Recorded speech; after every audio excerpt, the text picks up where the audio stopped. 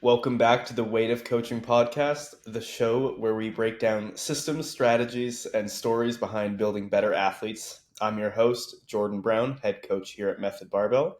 Today, we're diving into an area that every strength coach needs but doesn't always know how to navigate, finding your tribe of rehab professionals. I'm joined by Ray from Dynamic YYC, a strength sports rehab professional who works closely with powerlifters, weightlifters, and all other strength sport athletes. Uh, we can we'll talk about how coaches can build relationships with the right rehab professionals, what insights Ray has gained from working in strength sports rehab, and practical tips for coaches looking to bridge the gap. So, Ray, how are you doing today? I'm good. How are you? Oh, just chilling. So, tell me a little bit about you. Okay, so sweet. I'm I am a chiropractor here in Calgary, and sometimes we're in Edmonton to see Jordan's team. It's pretty fun. But I've been a chiropractor for coming up 8 years. I was an RN before that, and a CrossFit coach, and like trying to be athlete, middle of the pack kind of guy. And then here I am today. I actually when I was doing CrossFit, I was kind of like middle of the pack so often, and I found that strength was always a limiter for me. Just I couldn't hit the bigger numbers either consistently or ever. Like just especially now, if you look at CrossFit, they're just throwing up massive numbers. So I decided to go all in on weightlifting for a bit, and here I am, 12 years later, I think, 10 or 12 years later, and I'm like still into it. Yeah. Sweet. So, being a chiro, what's kind of that core philosophy you're bringing into that rehab process? So it's funny, like I don't know if like the Cairo part is the thing that brings in the philosophy, because I'm sure you have a couple of your your clients or your members see Kairos, and I think it's the difficult thing about chiropractic in general is that there's a pretty widespread in terms of how chiropractors as clinicians take their approach. I could speak to our chiropractors here at Dynamic, where we take movement as the basis, and then like zoom in into what that means to a person, whether that's a sport, whether that's life, whether that's honestly just like goals that they want. Like I'm not one to villainize posture, for example. But some people come in, they're just like, I want to fix my posture. And I was like, okay, cool. I'll give you strategies to do that. But I also want you to know that that might not be the thing that's causing your pain. So I think speaking on that, another bedrock of our philosophy is educating people on either misunderstandings of information or what current literature or current evidence supports right now. Sweet. So, what would you say some of the key differences are between kind of how you format acting as a chiro and what traditional chiro or physio or other rehab professionals do? Man, that's going to be a hard question to navigate around. Mostly because I'm trying to stay cordial. That's Um, fair. I guess the easiest differentiation is that our appointments at Dynamic are like 30 minutes at the lowest, unless they come late. But that's another story. But it's all one on one. We're not going to chest pass you to a chiropractic aid or a physiotherapy aid. We're going to work one on one with you, where we guide the treatment, we guide the rehab process, we guide the education and teaching them how to do the movements. But not only that is, I think, as you know, our care model here is very active, and I like to describe it as exercise in disguise. Most people, when they come into Dynamic, not knowing anything about it, they're surprised with how difficult the the the appointment is, because they have to work for it. And I guess an idiom that I like to use with a lot of people is that you're not entitled to a body you want, you're entitled to a body you earn. And that just means if you want something, you have to work for it. You can't just expect to have it all the time, because that's just like not how our body responds to things. We have to adapt to the stresses that are put upon it. Or that being said, sometimes the issue is too much stress and they can't adapt or be equipped with that. And we have to kind of like talk about those things like, are you getting sleep? Are you getting enough nutrition? What are the other stressors in your life? How can we mitigate those things? Um, so yeah, it's just like, it's a long process for some other chiros, because I know a lot of them spend like 10 minutes with their people. That's just not something that we want to do. I feel like I can't even get to know someone in 10 minutes, regardless of if it's like 2 or 3 times a week. So Yeah, you spend 10 minutes just saying hi and how's your day, and then totally, you get sent to the whatever passive modality or kin student totally. or something Yeah, like that. absolutely. Yeah. So we'll try not to get too down that I rabbit know. hole. Yeah, I'm trying really hard not As much as I to. want to just be like, oh. I know. Uh, Yeah. so what kind of have you updated or seen as updates since starting Dynamic with Colby? What do you mean by updates? In the past, well, however many years it's been since you started, updates in how your processes work, in kind of the literature. Yeah. Honestly, it's pretty cool because I do the education here now. So, like, as I'm writing the curriculum, um, every single time we do it, I do a revamp. Mostly because I want to make sure the literature that we use to support um, our method, I guess, or like our philosophies are current. And then not only that, I think another thing that a lot of evidence based people get into is that they're just like, oh, there's no evidence on that. And I was like, or they lean so hard into this like minutia of evidence that it changes their practice entirely to the point where it's like almost inapplicable. Like some things, like it needs to be immediately applicable. Because like, for example, we were talking on force plates and stuff like that. And some clinics, they lean heavily on that. Um, but I don't know that if that's always necessary, right? Like I think if we were to keep things objective and someone has knee pain, for example, if their number on the leg extension machine is going up and their pain is going down, I don't need a force plate to tell me that. That's an objective measure right there. That there's an adaptive process that's happening where they're changing, their symptoms are changing, their function is changing. I don't think it's always necessary to do that. And then we got to see it. Does that actually carry over into a lot of the exercises that they do? And for example, like when I was early on in Cairo school, they were like everyone had a huge boner for like balance board and Bosu board stuff, and I just didn't buy into it mostly because like I knew that if I did a snatch on a Bosu ball, that wasn't going to get me to 120, right? That was going to get me good at doing a snatch with a barbell on a Bosu ball. That's about it. Because like instability doesn't have enough of an adaptation process because you're limited by the imbalance, right? So those things change because you have to understand, does this applicability, regardless of your intention, actually have carryover into the true intention of what the person needs? And things get sexy. Like there's the pendulum swings this way, where like um, something new and fancy gets exciting, so people want to do it and they want to apply it. And then you realize, like as a clinician, especially if you've been doing this longer, you're like, this doesn't actually change my practice that much. Or for speaking on force plates, for example, say we want data to see if things are changing. I can stay in my realm as a clinician and guide that process and have the coach use that stuff. And then if a coach has that available to them, which I think is far more valuable, um, then I'll actually just be like, yo, you should go get your numbers done by this coach over here. They have this available, and we'll see if it even actually matters to you. But yeah, like I think it's relative, and a lot of people are like, oh, if you're not measuring anything, how do you know if you're doing the right stuff? And I was like, well, what are you measuring? Because if you're measuring someone post injury, those numbers are already skewed, right?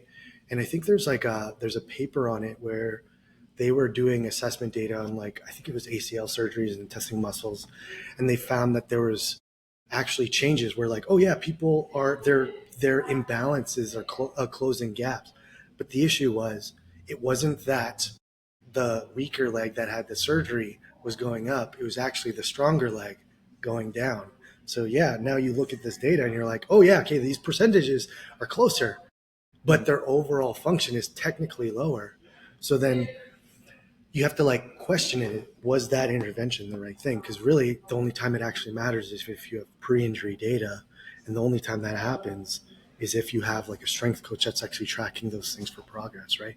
Very rarely will you very rarely will you see a clinician see someone before the injury and then measure those things before their injury. That's just something that comes into our clinic is pain or a loss of function or something along those lines, where it's too late to assess the right thing other than assessing the things we need to work on now in hopes of getting forward into the future for whatever that means, right? So, with this new information coming out, how are you dissecting it? Uh, so, like the force plates data that comes out, let's say Mm-hmm. ACL rehab, how are you dissecting and choosing how to apply and when to apply that new literature? That's the hard part, honestly. Like, like that idiom, this where the rubber meets the road. It's kind of like, how practical is this? Do we really need to spend $10,000 on a bunch of things that might not change practice? Some people would say yes, because it's like there's no wrong in it. Don't get me wrong. Like there's definitely no wrong in measuring more, getting more data.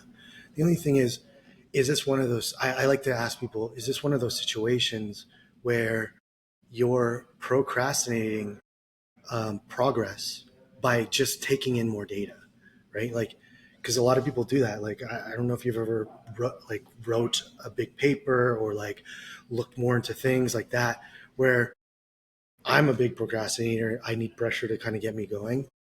Accumulate data, accumulate. And I was like, oh, I'm just procrastinating because I don't want to get started on this thing. So really what is like, you have to come down to terms with it. Sometimes you also just got to test it. Like, is this the thing that's actually going to change stuff? And so whenever I take data, we use this like funneling system where the best available evidence, best available care practices. And we filter that through patient expectations, patient beliefs, stuff like that.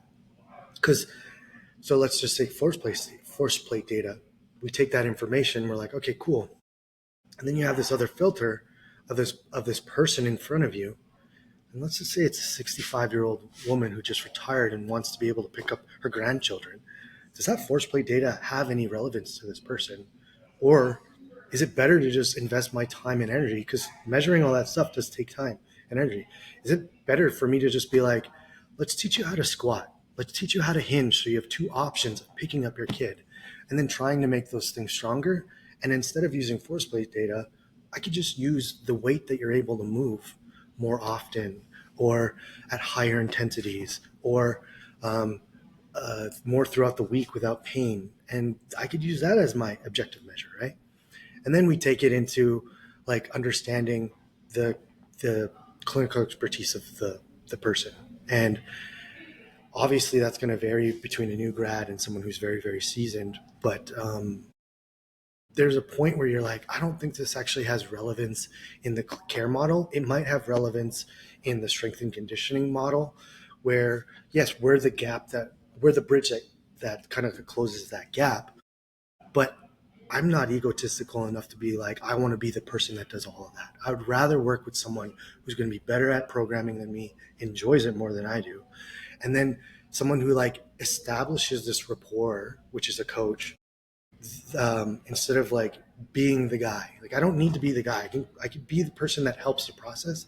I don't need to be the one that does everything. I'd rather connect them with coaches like yourself, where I'm like, you know what, he's a great guy. I think you'll jive well together. He's doing really cool stuff with his team. He does all these measurements too.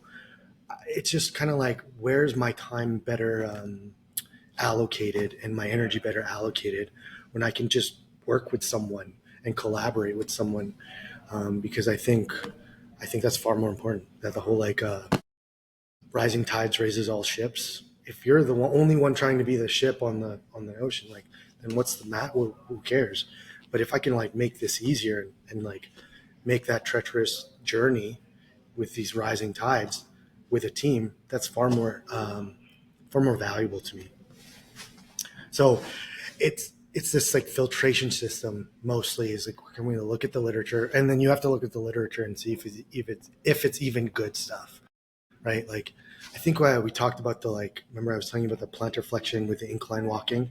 That study is very small sample size, and it's not um, you can't extrapolate it. But that being said, the intervention alone is such a small intervention because it's like 8 to 10 minutes of walking on an incline. I was like, most athletes can do that as their warm up while they're scrolling through TikTok and Instagram. It's not going to hurt anyone. So let's try it. Let's see if it actually makes change, right? And then that develops your clinical expertise, or that develops your experience of understanding, was that a worthwhile intervention? Because again, some things are easy to implement, some things are hard to implement. You really want to be critical of the things that are hard to implement, and less not less critical. You still want to be critical, but you're like, if it doesn't work, we move the fuck on. Like, who cares? It's not gonna, as long as it's not hurting you or hindering any of the process, right? So yeah, that's mostly how it is. It's not a clear process, I'll be honest, because you have to be pragmatic in that approach, and for some that's just not easy. We usually just bounce ideas with a lot of the clinicians here. Like, does this even make sense, or is this are we wasting our time chasing chickens here? Sometimes something that I see with rehab professionals is, or even strength coaches, whatever, is they create this system, and then instead of being pragmatic of like being like who's in front of me right now, it's Yeah, like, oh, we have this timeline of like this many weeks. Like you have a, let's say you sprain your wrist or something. It's like, okay, we need this exact number of weeks until we can start doing this, and then we need this stage and this stage take this long. uh, how do you manage those kind of timelines that you're seeing in the literature? so again, literature they're just guidelines, right? And that's a bell curve of human beings based on that sample size. So I think if you are considering that, athletes in general are already outside of the bell curve of human beings, because they're usually the people who are doing more. They're usually the people who like maybe have a genetic predisposition for being able to tolerate more volume, tolerate more intensity, whatever. Because if you look at the literature in terms of how many people are exercising, I think it's like 80% of people are not exercising enough to meet the World Health Organization requirements. So then now you have these people who are on the bell curve of this outside. So you're like, now, okay, if we were pragmatic, does that mean that all this other information, if it's not used in athletes, does that mean that now it's irrelevant? Probably not, but maybe. So if you take that stuff too hard, and written in stone, it doesn't leave room for this person that's in front of you. Because it, and I mean, maybe this is the idea of patient centered care, where you're like, if you're not listening to that person and they're telling you how much they can tolerate, you're doing yourself and them a disservice. You're actually you're shunting them. And that's solely based on you following these guidelines, these this black and white print on a piece of paper. I don't think that's fair to anyone, even as you as a clinician, to grow. Because I think if you learn to play in the gray, you can understand when things are relevant and when things are not. Because taking someone to competition, they're going to be sore regardless. That's just how shit works. And if a clinician doesn't even understand that, and you can be empathetic and understand it and just be okay with that, or you could be like us and go through the process and realize that you're going to be sore because intensity is at its highest, volume's at its highest. And if you were to shunt someone like that just because they have pain, you're not even taking into account the stress of life, the stress of competition, because that can make things more sensitive too. So then you're not taking in the whole picture. You're just you're putting blindsiders on, and I think that affects care personally. But again, this is me on a soapbox. So I know, immediately in my head was like, can you explain pain? And then I was like, that sounds complicated. I mean, I guess the easiest way, the International Pain Society, I think it's called, that's what the name is. They have this definition. I like to use it. It is, pain is the sensory perception of actual or possible pain, actual or possible tissue damage. And the highlight that I like to use is possible, right? It's that um, your body learns to kind of send you messages to protect you, but the pain is it's a neurologic phenomenon where it's just a warning sign. It's the friend that telling you, hey, be careful. But oftentimes you do things, especially like people who are kind of gun shy about pain, and then they find out that they're actually okay in that, or it doesn't worsen, so they can keep their function high. I think that's still valuable to like reassure people is like pain is not always like the bad guy. It's just telling you, hey, you're gonna have to cool off for a bit, but let's get you to competition. Let's kind of like tough this out, and then after we have to revisit these things.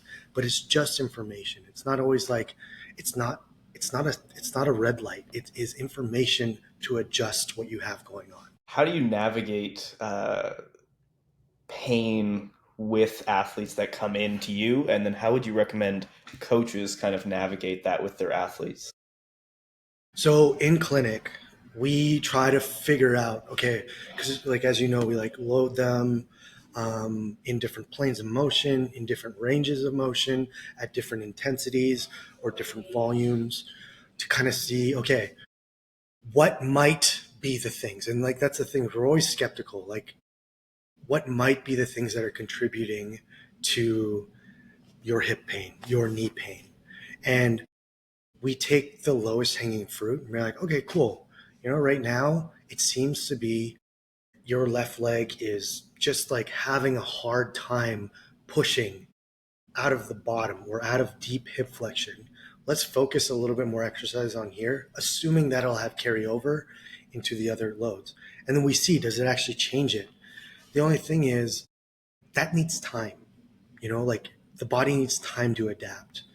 And you can't just assume that strengthening one muscle is going to have carryover. You actually have to do this assessment process. You have to check in. And that's where that's why it's called practice. You're just basically you're basically trying to figure it out, seeing like, okay, did our intervention have this change? And then you have to have communication there. If they're not communicating, we can't help them. But what's nice is for us is when we work with coaches, we can just suggest ideas to them to make these alterations or to add these things.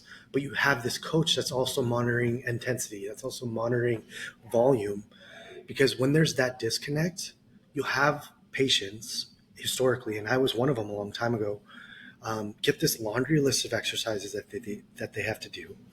And more often than not, they're at such a low level that they're unlikely to create the adaptation requirements for their sport. So then now they're biting into volume because they have this like fucking 45-minute exercise of like banded external rotation and like all of this like little shit that just doesn't have carryover because you can't push it. There's a point where you can't push it. If they're I don't care who you are. I've been to a spin class. You do 20 reps of anything, it doesn't matter if it's like just your hands. It gets hard because 20 reps is a lot, right?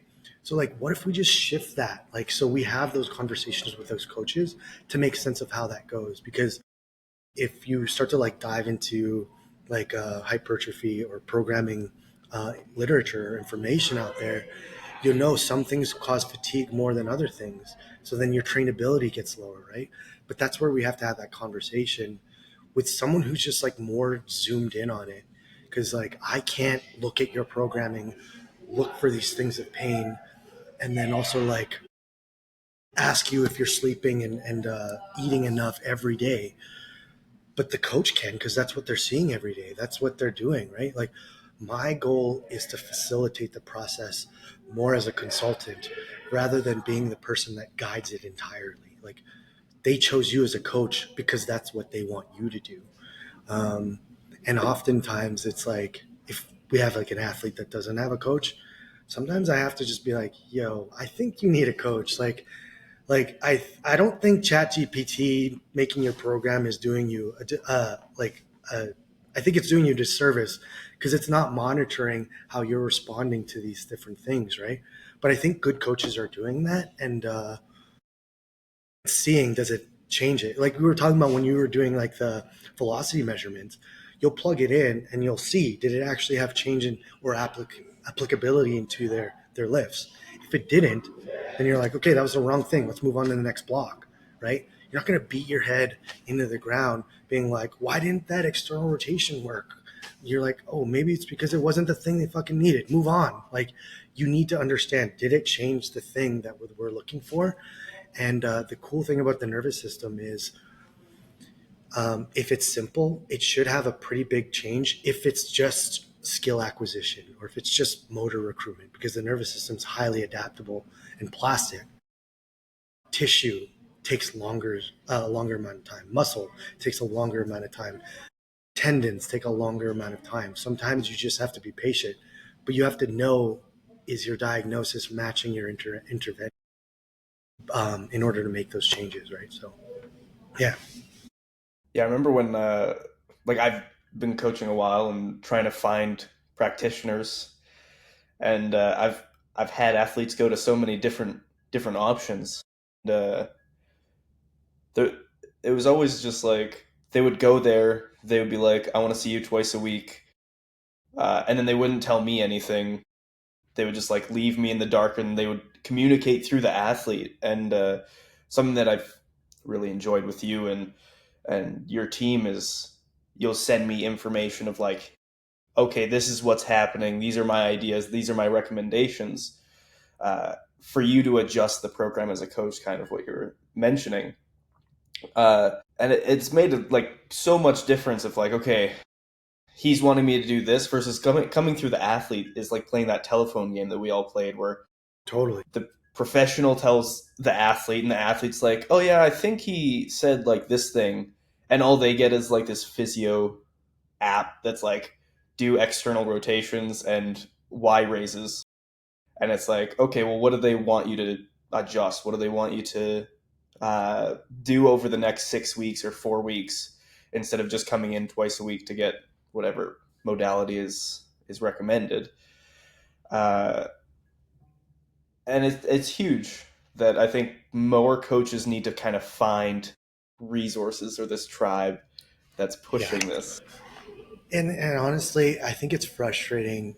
Um, there's a reason why a lot of coaches have started to like bite into some of these other educational um, opportunities to learn injury, to learn rehab exercises more, is probably because they were frustrated either as an athlete themselves or as a coach that's trying to navigate the telephone game, and being like, "Ah, like maybe I could just skip that person altogether and do this myself."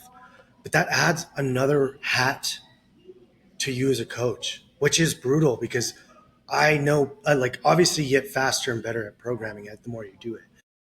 But I hate it because it takes a long time. And that's just because I don't do it enough. So if I can just like help change a little bit of programming, then I actually don't have to worry about, is this person actually doing rehab exercises, because their coach has it taken care of. Like, that's even easier. So then now people aren't doing all this shit, and then they're programming, because that's like so much. That's too much. I have to sometimes tell patients, being like, you don't need a warm up for an hour and then work out for 2 hours. I was like, how can you be at the gym for 3 hours unless you're just there because you don't have kids and you just like being around people? That's fine. But you should not need to warm up for an hour to get ready for lifting. Like, that's just too long.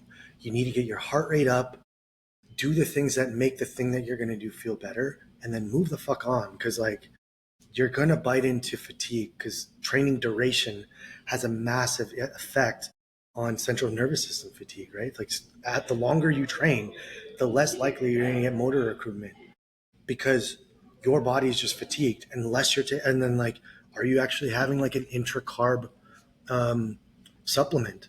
A lot of people don't. So then now they're like biting into fatigue as well. And then, like, okay, the issue is not what you're doing or weakness. The issue is you're getting into fatigue because you're training too long and you're not giving your body the resources that it needs.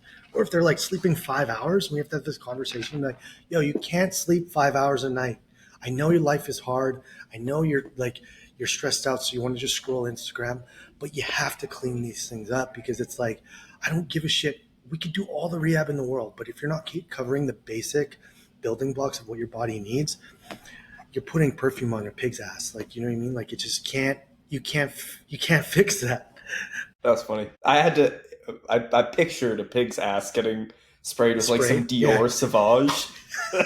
Wow, you went bougie. I was like Axe body spray or something like Okay, well, that. I have trauma from middle school of Axe I body know. spray. I don't want to think about that anymore. Neither. Oh man, that's hilarious. What how do you kind of find the tribe, or what do you think coaches should look for when they're trying to find rehab professionals? That is hard because sometimes it is just trial and error. Um, I think the first place to start, um, if you have no one, is to maybe reach out to people you do trust. Either like let's just say you didn't have us available, but you like what a clinician is doing across the country. You can be like, hey, do you know anyone in this area that might be able to cover this stuff? I think that's like a great place to start, especially if you have similar philosophies, because I think that's the most important part. Is because if you're not agreeing on it, that's just gonna excuse me, that's just gonna be butting heads. And then now you have that's and like now you have this like athlete that's getting two different advice, and which relationship is getting disparaged? Is it your relationship that's getting disparaged where they're like no longer trusting what you have to say, or is it the relationship that they have with the clinician? That's why I think it's so important that they understand each other's philosophy, or they're willing to understand each other's philosophy. That's another part of it. And then honestly, there's like, for example, if you're looking for chiros, there's a couple of resources like the Forward Thinking Chiropractic Alliance. They have like a clinician map. That's usually one that I consult if I have someone that reaches out to me from the U.S. or whatever. I'll look at the map and kind of like guide them through there. Um, they used to have one with a clinical athlete. There was like a map directory. They got rid of that recently. I think they're called Level Up, CalU, Level Up Initiative. So they're people who, they also have a directory of people who are like learning. They're like new clinicians, seasoned clinicians. Um, those are the first two steps that I would try and take if you're looking for someone. Other than that, sometimes as an athlete yourself, you're just kind of shopping around and seeing what fits, right, or what makes sense. And sometimes it's not always, it's just the right fit because you like the person, but it might not be the right fit because you like the treatment or like the model of care, because you can easily get caught up in that stuff. Like we're like, yeah, but I like the guy. And you're like, yeah, but he's really only just cracking your back and letting you go, and you came in for foot pain. You know what I mean? Like, what the fuck? Like, it has to make sense, but it happens, And like, I just, I think you have to take a step back sometimes and just be like, is this helping me? Because if it isn't, then I think your money is better spent elsewhere, right? So I think that would be the first place to start. But honestly, we have a hard time. That's why we come to Edmonton. It's just we don't know anyone out there personally that can at least share the same ideas or understand weightlifting as much as we do, kind of thing. So And on it's not that, that I don't trust anyone. I just yeah. don't know anyone, right? So I mean, I want you guys because you're the best. So that's just thank kind of you. how that works.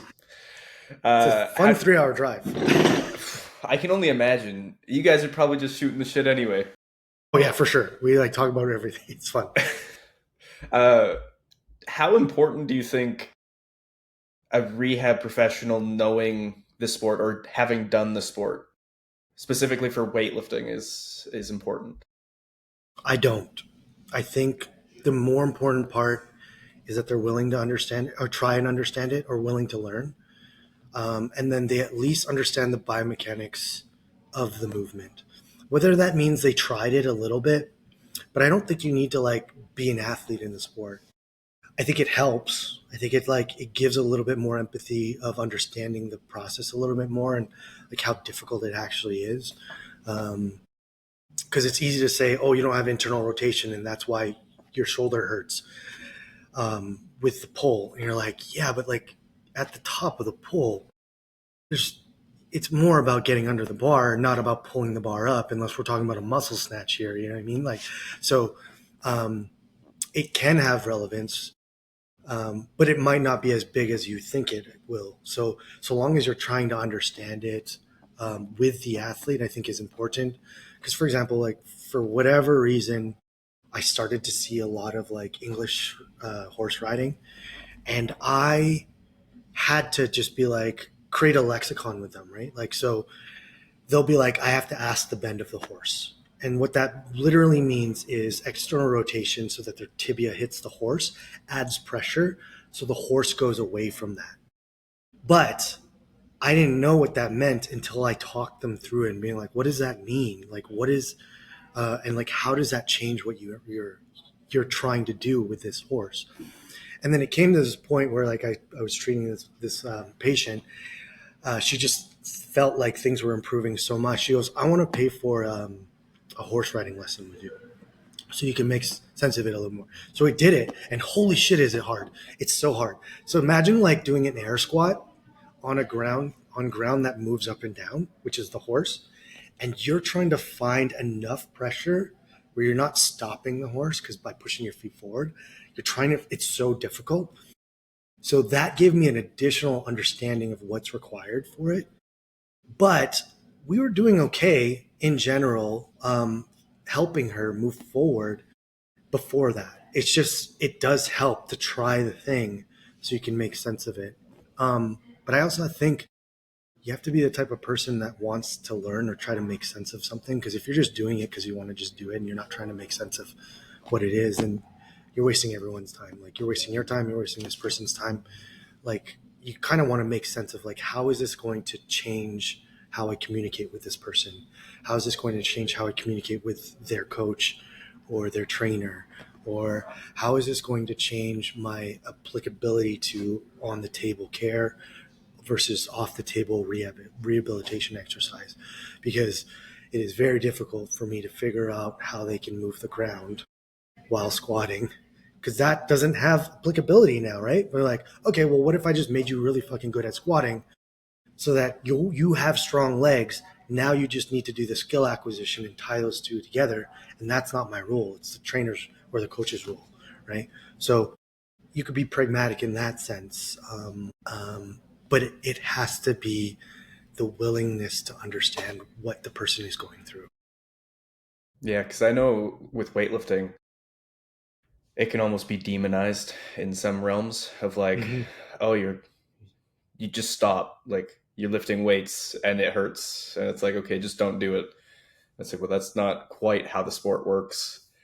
You can't just stop everything. Or when I work with the gymnastics club, it'll be like they'll switch between seasons where they'll go from off season where it's like the most strength and conditioning work they do with no issues. They'll get into preseason, there'll be no issues really, and they get into on season or competitive season, and they start getting these issues. And I had a couple rehab professionals be like, "Oh, it's the squats," and I was like, the minimum effective dose squats that haven't changed and have actually gotten lighter are the things that hurt the knee, not the 50% increase in hard landings that they're having. But Totally, we're going to be like, oh, it's this thing. And I was like, totally. I think we're missing the boat of like what the load management is or what the actual issue is, where it's like, oh, just focus on like the squats putting forward translation on the knee causing knee pain. And I was like, well, like they're Shut up. That's also crazy. now going from jumping on mats to jumping on the hard floor and increasing from going of drill practice where there's more recovery between sets or repetitions to now they're doing competitive movements where they're doing their routine over and over again and then doing their routine conditioning on the side, which is just a bunch of plyo. And I was like, Yeah, and that's the crazy part about it is, right? It's like it's so easy to blame something that's outside of your realm. Because for example, like if we were to take the basic sciences of those two movements, the things that load tendons more is plyometric work because it is meant to be elastic and store energy and be more efficient. It's very unlikely that it's this like 60 to 75% back squat where you're doing it in a controlled rate where there's a higher likelihood of you utilizing muscle over tendon. We're like, why are you like, you don't even understand the sciences of what's going on. Um, so it's easier to just blame something else. But again, that's the willingness to try and understand what the thing is. And I think it's very hard for people in general to take a harder look at what they're doing. Um, I think that's a very special type of person who want to be so cognitive about like, okay, what's actually happening and what are the changes that we can do? Because it's kind of a shot at the ego. I'll be honest. Like sometimes it's like it's not easy to question what you're doing as a person, whether you're the coach, the clinician, or the athlete. So that uncomfortable experience, if we could just chest pass that onto someone else, like that's way easier to be done.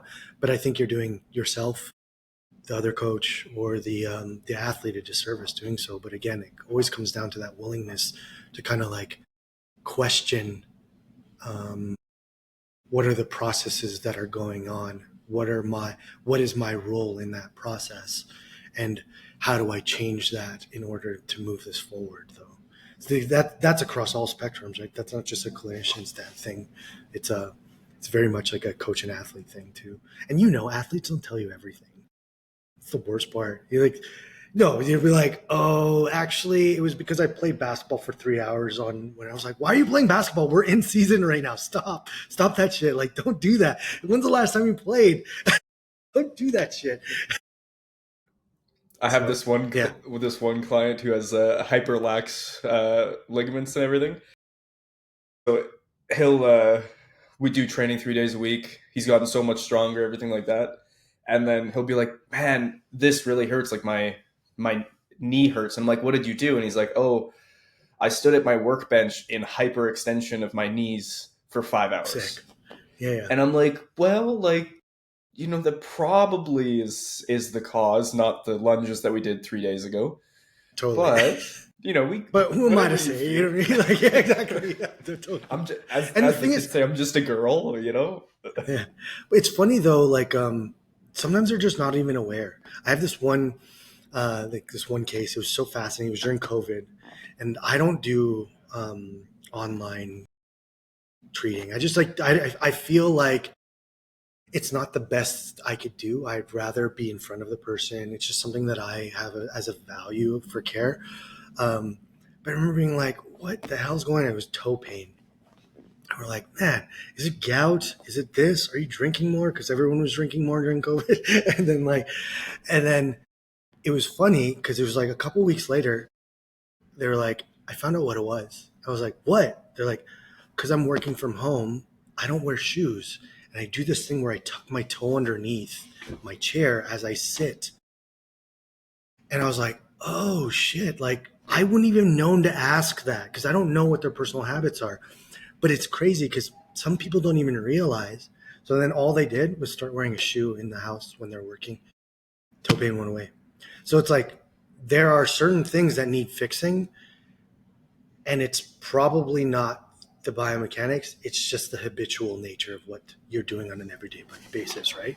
But that either takes a very hyper aware clinician that's asking all of the things, or it takes a self aware person to try to make sense of what they're doing in everyday life that's actually contributing to that. And I think as a coach and as a clinician, it's important that we prompt those things so that they are trying to be more self-aware so that we can control as many variables as we can. I know it's kind of, even in like training for us, like technical things, it'll be I bucket into all these different things of like, are you aware of what you're actually supposed to do?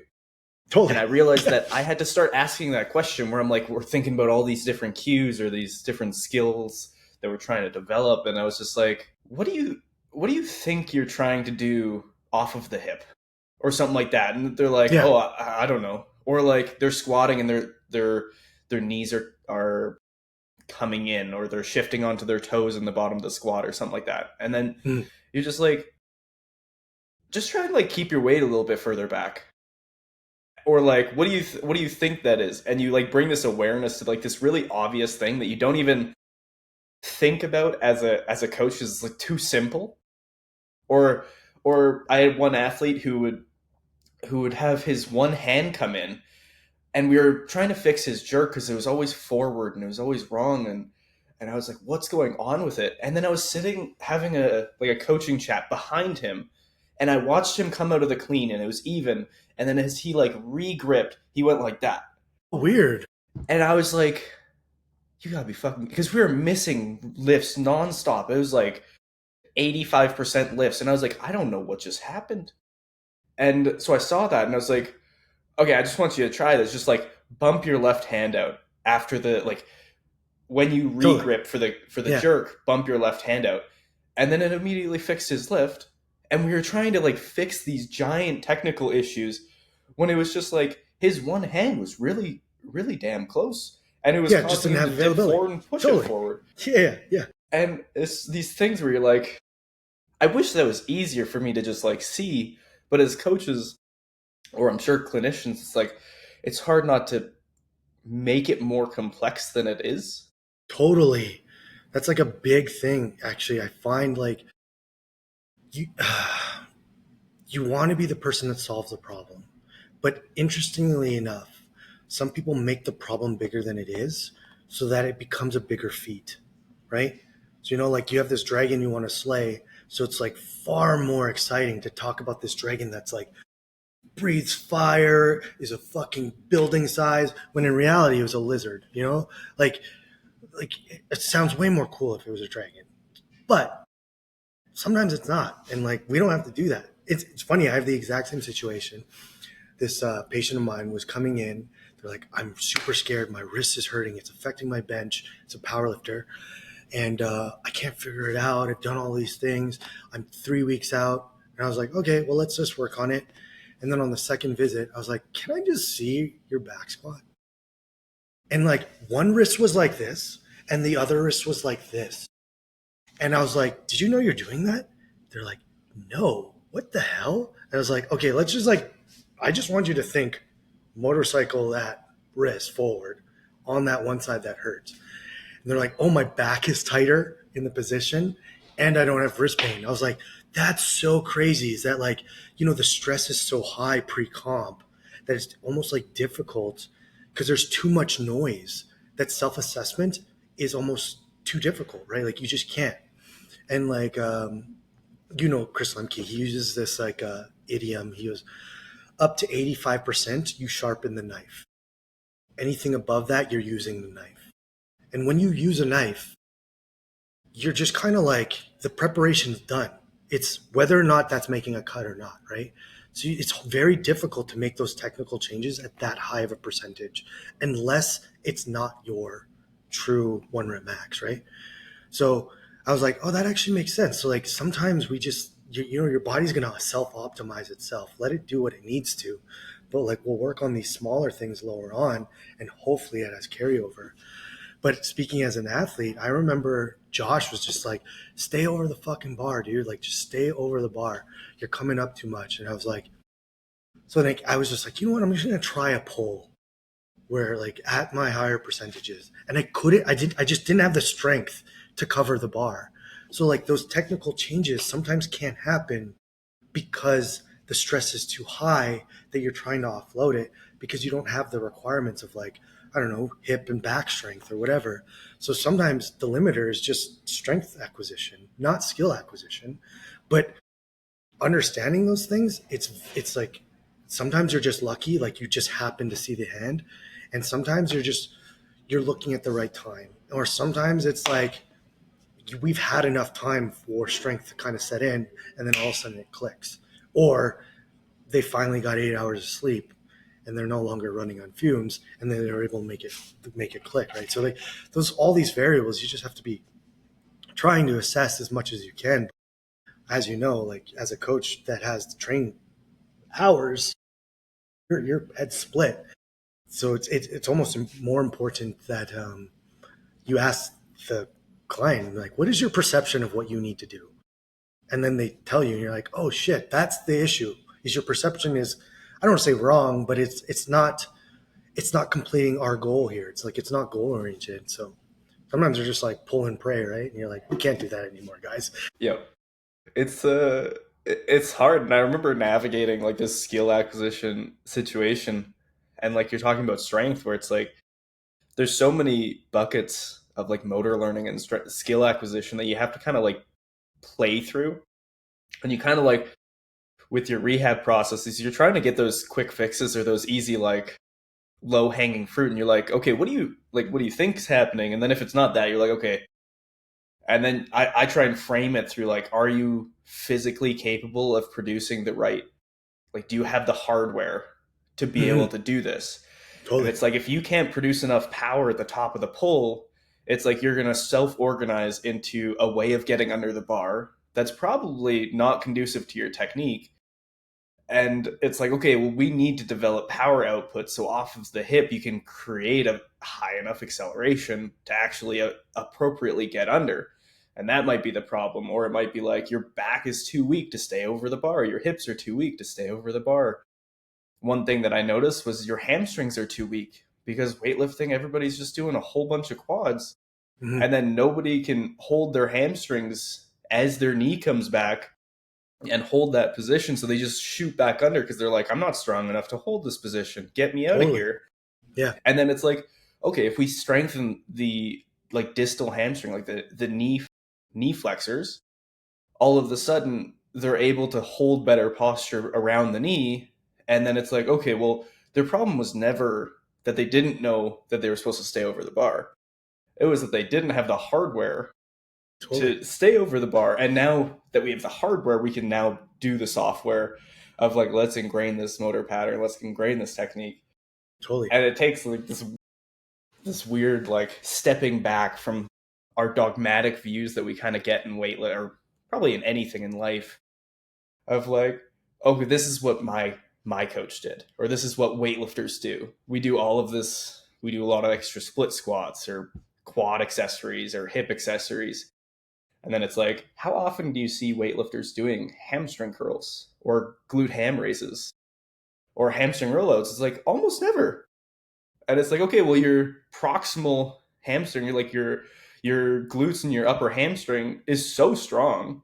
That's not what we have to worry about. But like, as soon as like your distal hamstring doesn't know how to contract or hold a Totally. position, and it's like, Yeah. okay, well, there Or we they go. don't even know what it feels like because they've Yeah, never done it in an accessory, right? Like it makes our job easier. We're like, oh, this is low hanging fruit at this point because it's like it had like a massive change. And the thing is, as you know, newbie gains, when you don't do something and you start to do it, you're going to get pretty quick gains because it's just your nervous system optimizing that action or that like goal specific movement.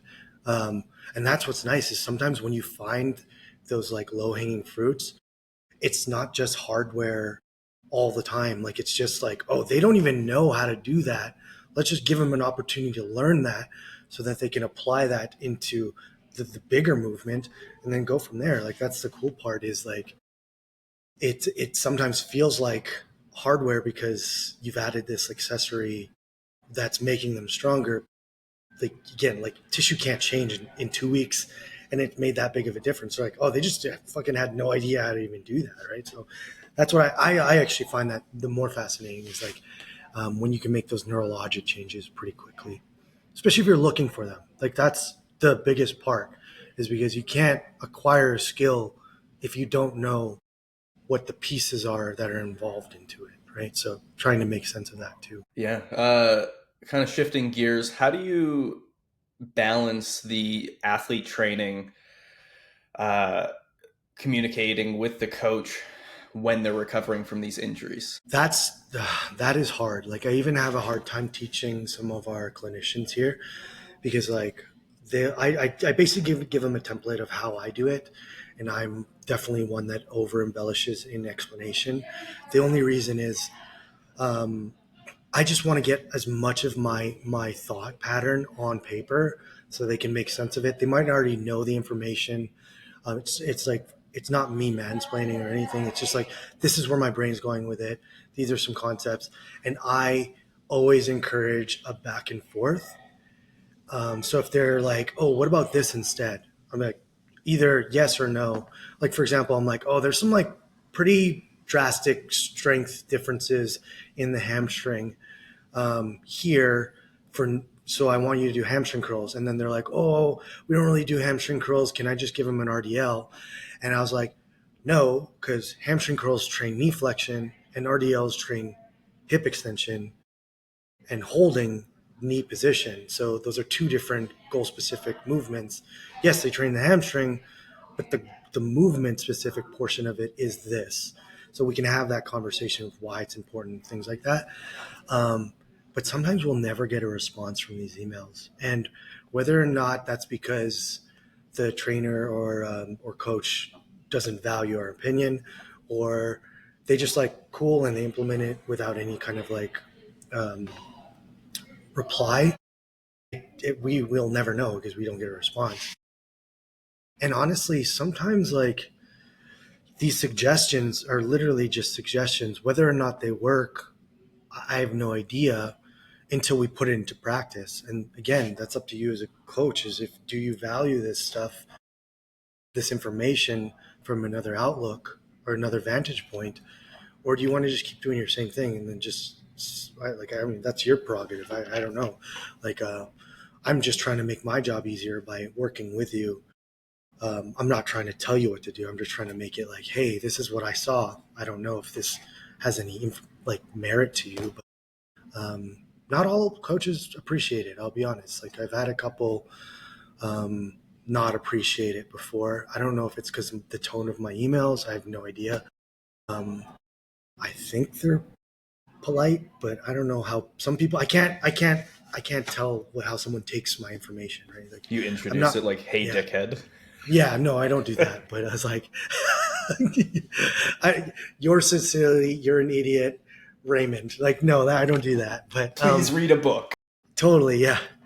And then I also like, I don't know, like I like educating. If I can provide information that might even change the way a trainer adapts something towards that, I think that's a job well done, regardless of if I'm actually like in the process of working with their entire team. If they're like, oh, I like that idea, and they start implementing it, even if I don't know they're doing that, I would still score that as like a job well done, that I was able to provide information to this growing sphere. Because I think everyone should have some sort of trainer or coach. Um, Even more so if you're not an athlete, because I think majority of people's physical literacy, unfortunately, is pretty poor. Um, that's actually why I like CrossFit. Like, I mean, a lot of people shit on it, but I think there are very few instances where you have this community working towards this one goal of like shared movement. Um, I think it bolstered my physical literacy. It's what brought me into this career. So I think people in general need some form of that, because you have to learn to use your body, and some people are just so unaware of how to, unfortunately, because it's not intuitive anymore, right? Like, we're gone are the days where we're like using our body to earn our keep. So understanding that stuff is just like so far removed from everyday society. And what are kids doing in the prime motor learning stages of life? Sitting on their phone. Man, it's crazy. It's actually quite sad to me. But again, like, I don't know if that's just me being like an old man, like shaking my fists at the world, or if that's truly what's actually happening. But I think like unstructured play in youth is way less than what it was when I was younger. I think the kids that I meet in the clinic, again, that's my bias because we have a very small population of pediatric populations. They're athletes. They're the ones that are like actively going to go to like dryland training, to go to like do their sport. Um, but I don't often hear kids just like riding their bikes for 6 hours on a weekend and like jumping on playgrounds and doing stuff like that. So I don't know. I think that's like it's kind of sad, but I don't know if that's our generation as the parents' fault, because we're pretty fearful of like what's going on out there. Like, when I was a kid, I didn't have to worry about getting abducted or like weird shit like that happening, or I don't know. Like, I grew up in the Northeast. Like, there were like developing communities, so there was like mud and like undeveloped areas where you can like go on your bike and jump, and everyone would meet at this one park, or everyone would go to the lake house and play basketball and tennis, even though it wasn't your sport. Like, I don't know how available those things are anymore. I just have no idea, but I'd like to think that it's like super accessible, but I think that's also like a socioeconomic status thing. I think that's also like there's far more things that are involved in that, but I think it's a valuable thing that people are missing. No one plays. Adults don't even play. That's also why I like CrossFit. It's like sometimes people who are uncomfortable using their body have to learn how to be on their hands, you know? And like, when's the last time someone's ever like invested a little bit of time of doing something weird like learning how to muscle up, learning how to do gymnastics movement? That's play, right? Like, yes, it's exercise, but it is exercise in the form of like just figuring out how your body interacts with the environment. Yeah, something that I've been navigating. So the team's actually doing some sprint training and like our off season, like I'm starting to play around with like more differential learning, like further removed. Like I want Yeah, you to figure out how your body does things. And it's really fun watching them like learn how to be coordinated in other movements that aren't weightlifting.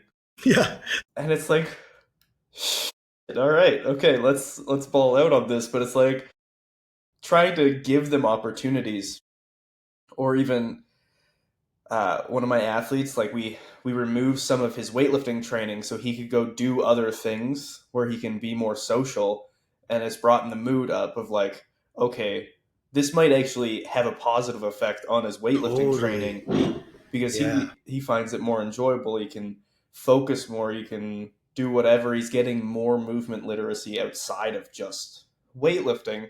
That sometimes when you're a weightlifting coach or a sport coach, it's like, okay, we've got to do weightlifting training because that's what they're paying me for. And it's like, well, they're paying you to develop them as an athlete and to hit their goals or whatever those are. So it's like totally, maybe we have to take a step back and be like, okay, they need more general physical literacy. So like adding some more plyometrics. I know we've talked about plyometrics a lot together, but like plyometrics or running or just general conditioning, or like go, totally. we have a pickleball place over here, so I'm like trying to plan like a 6 week like learn to pickleball with That's the team cool. that Good for wants to you. come out and be like, let's just go try this, and not demonizing it or not creating this fear around like, oh, weightlifters, we're not rotational athletes, you're going to get hurt if you go play pickleball.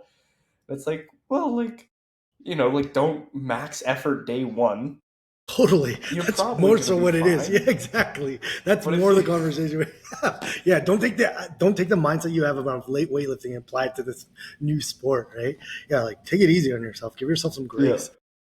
and why it's important to kind of have like we have a structured coach, like a coach taking us through sprint training is like, he's like, yeah, we're not sprinting day one because it's like we're gonna do the drills for 2 3 weeks, do like first steps so you don't tear hamstrings down the track trying to max sprint first day, because it's You like know what? that sounds terrible. Oh, man, that's actually how I hurt my hamstring. Is like, okay, so I was like, I want to start sprinting because God forbid my dog takes off. I want to be able to like run after him, right? And also, I like the feeling of it. It feels nice to like just find some speed. So I did this like 10 by 10, 10 yards, 10 sets, and you kind of like do it once a week. It was awesome. It was working really well. I think I was in like week 7, and my dumbass was just like every week I was getting a little faster. But then there was a program change where it went to high volume training. And I just didn't think of that as an athlete.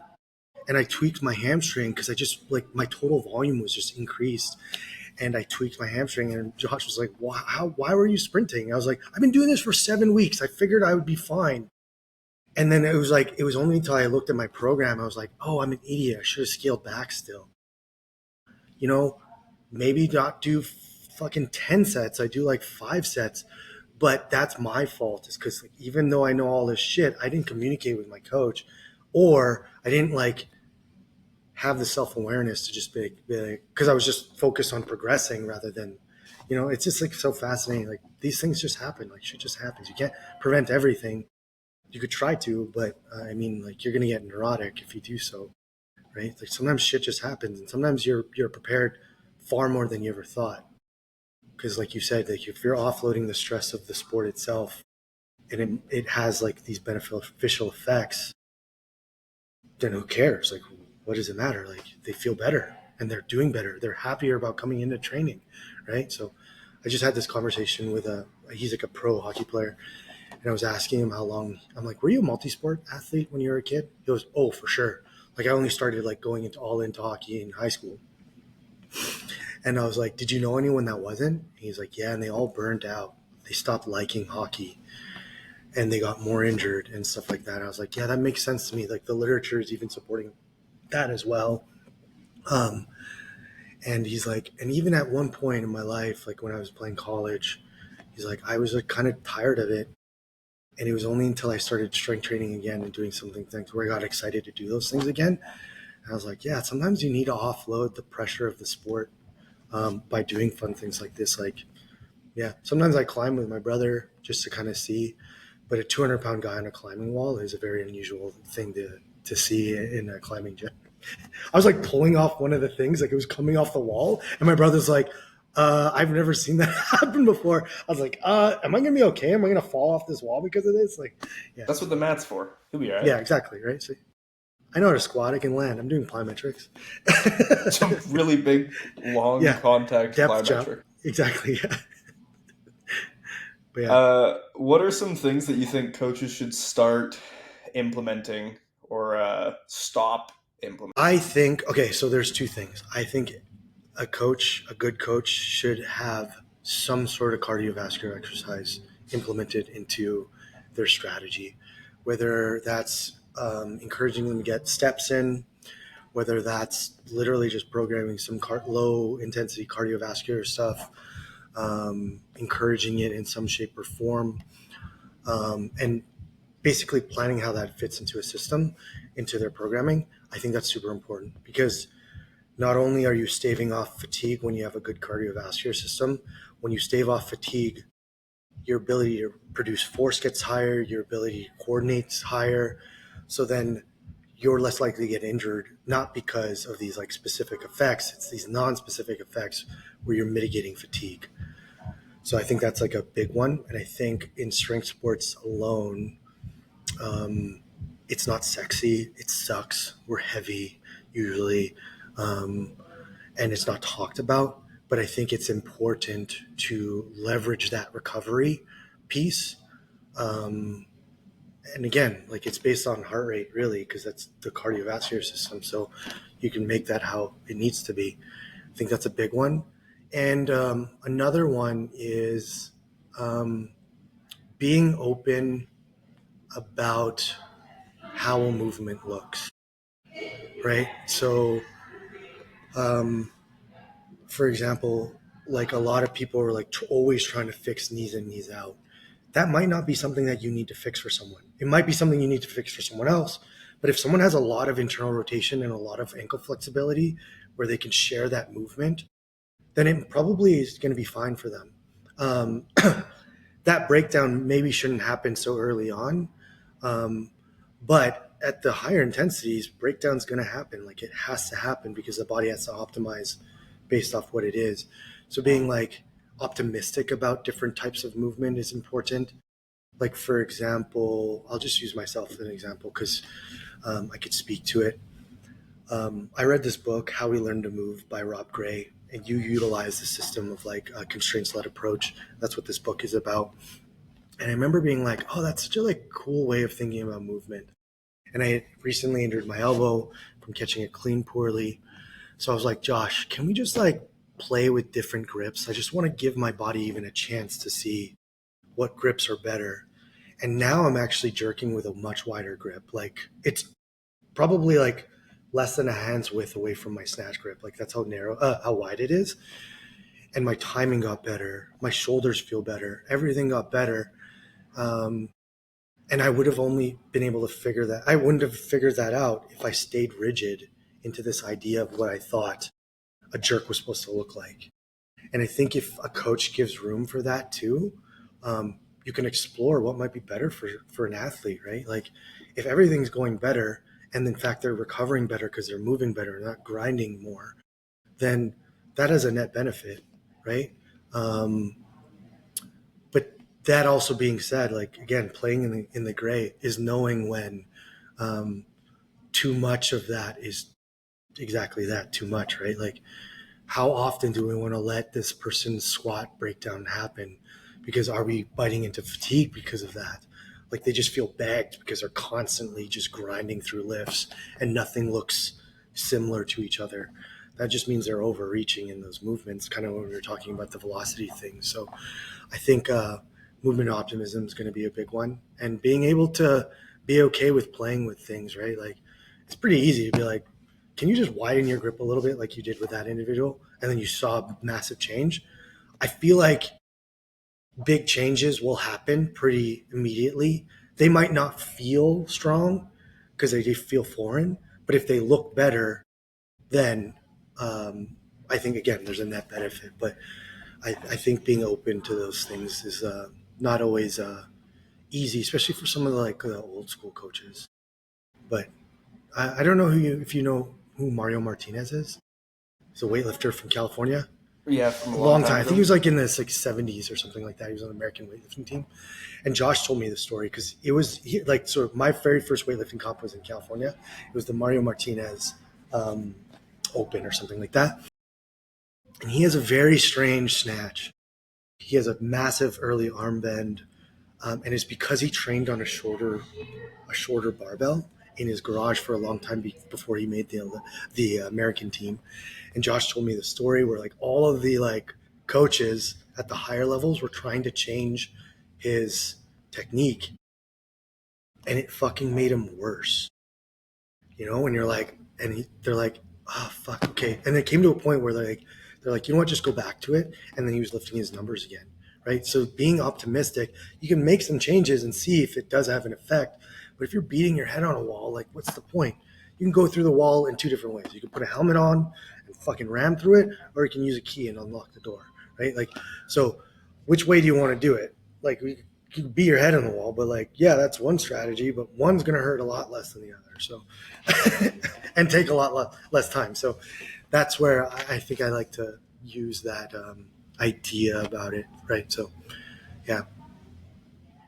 But What are? Oh, go ahead. sorry, what is that? They would say like you have to know the rules before you can break them. So again, there's this like fundamentals that you have to understand, and then understand when you can stray away from them. What do you think some easy takeaways or actionable items that coaches should start implementing in just their training? So we have the movement optimism and conditioning, but what about like things that you see as a practitioner that consistently come up?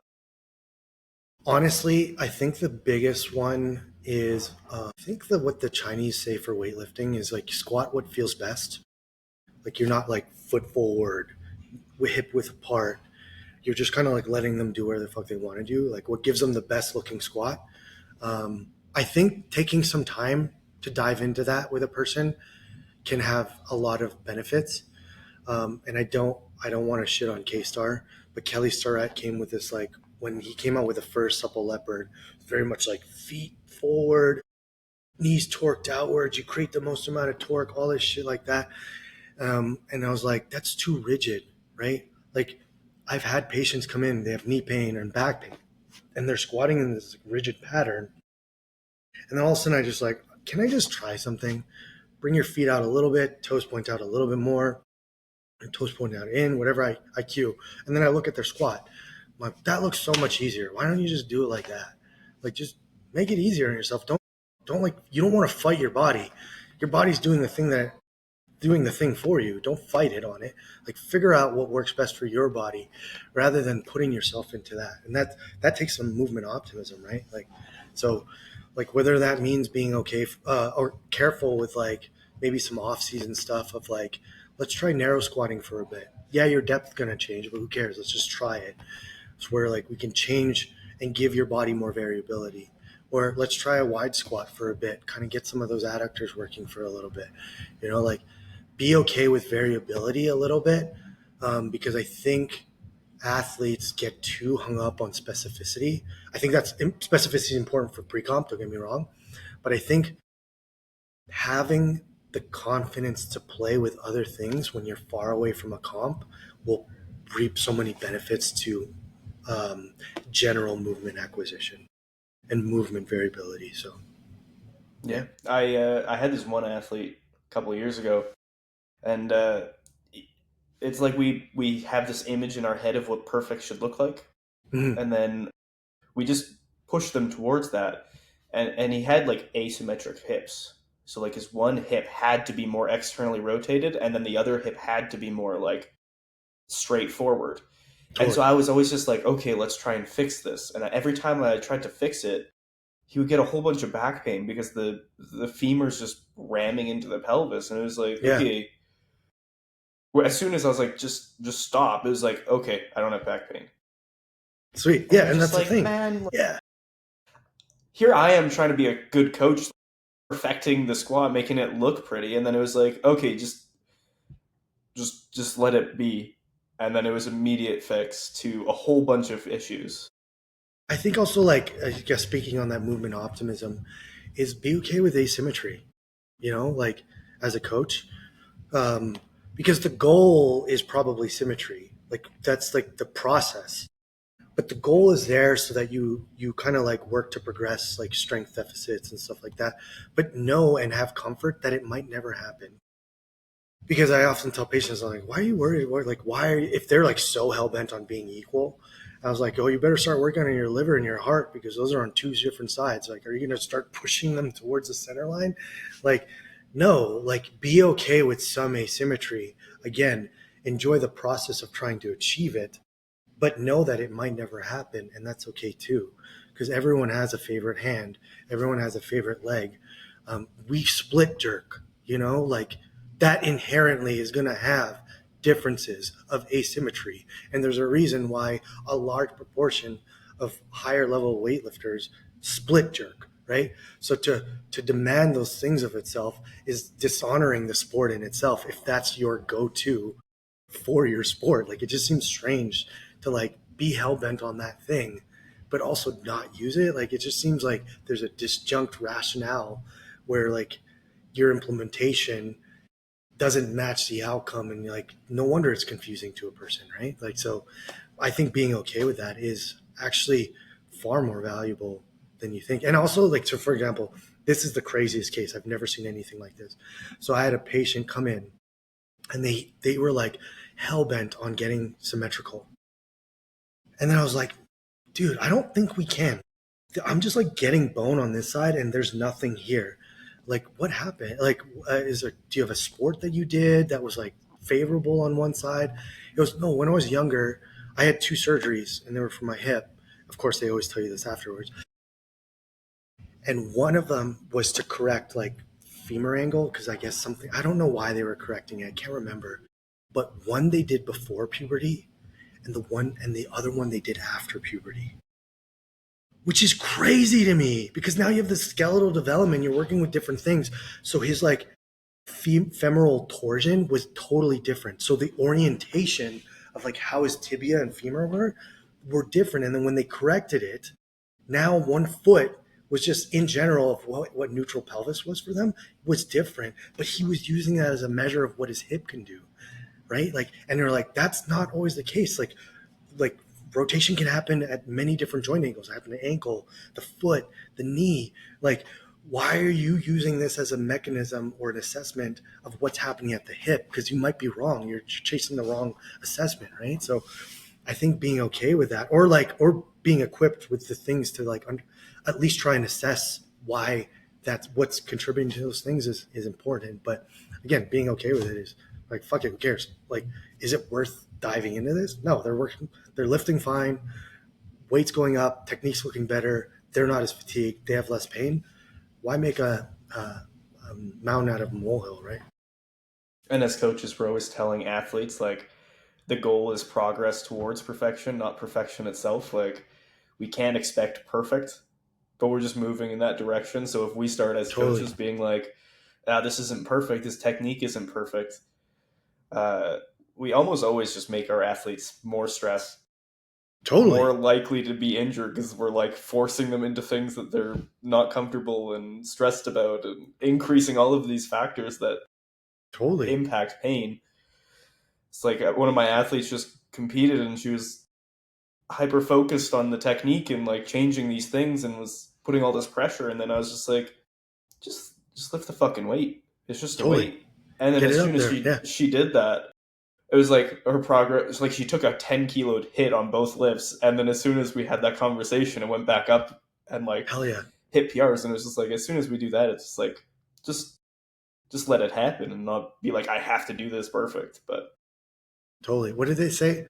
The man who enjoys the walk will, sorry, the man who enjoys the journey will walk further than the man who enjoys the destination. Yeah. And it's like, I totally agree with that. Like, you're just try and find solace in the process rather than like getting there because you might never get there. Hell, maybe you will, but you better enjoy the process through that or it's just going to suck, right? And like, you may yeah, never get to, you won't get your likelihood of getting to perfection is only going to increase if you enjoy the process of getting there, right? So just make sure you're doing this for the right things too. Sometimes I like actually Colby and I remember the last comp I did. I was just like burnt out. We had like a bunch of new clinicians, and it was in the midst of like getting ready for provincials. I was like, man, I hate work because I feel like my training is getting affected by work, and I hate training because I feel like I should be focused on work. So then I was like, just getting bunged down from the stress of it.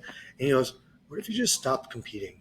Just enjoy this. Like, remember that this is like, this is for fun. Like, we're not going anywhere with this. Like, make sure you're losing that. And I was like, you know what? You're right. That's just like kind of part of why I don't compete anymore. Because like, unfortunately, I don't control of my life all the time because that's just life. And I don't like hating the sport because I use it to offload on all the other things, and sometimes I can get that way with comp prep. I think a lot of athletes can, but and it's hard to remind yourself of why you're doing it for fun. So yeah, I think having someone like you, like a coach, is just like, yo, just chill out, relax, like just get the fucking weight up, let's enjoy this. Fuck it, who cares? We're here. Is the thing that you need to hear. You don't need any more cues at that point. Like you've already done the work. What the hell is understanding what your wrist angle is going to be versus like you're getting neurotic. And again, like the sport kind of attracts neuroticism. I think like we're a very special breed of people who like to do the exact same thing every day for 4 to 6 days a week.